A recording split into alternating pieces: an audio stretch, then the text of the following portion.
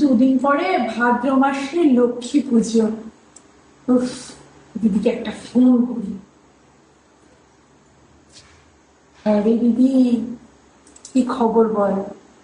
এই যে লক্ষ্মী পুজোর আয়োজন, হ্যাঁ এই তো, সেই জন্যই তোকে ফোন করলাম। তোর বাড়িতেই তো সব নিয়ম কানুন এখন পালিস, আমার বাড়িতে সব নিয়ম কানুন পালার কোনো সিন নেই রে। ওইসব কিছু নেই, নিয়ম মানেই না, মানছেই না। কি মানবে? একটার সঙ্গে আর একটা লেগে গেলে বলবে আমি ভুলে গেছি। বলবে বাবা আপনাদের তো ছোঁয়াছুঁই। আচ্ছা বল, ইটোকাটা ছোঁয়াছুঁই একটু দেখবো না?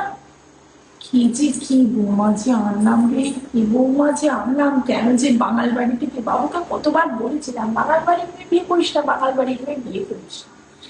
বলবে আমিষের সাথে, মানে যুক্তি, বুঝলি তো, শুধু যুক্তি খাড়া করবে।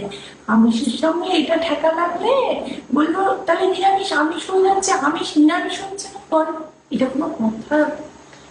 তোরই তো ভাগ্য রে, ঘটি করে মেপেছিস, তোরই ভাগ্য। আর আমার কি যে কপাল করে এসেছিলাম। আরে, শরীর টরীর ঠিক আছে তো? ঠিক আছে, রাখ তাহলে, যা তুই। ঠিক আছে।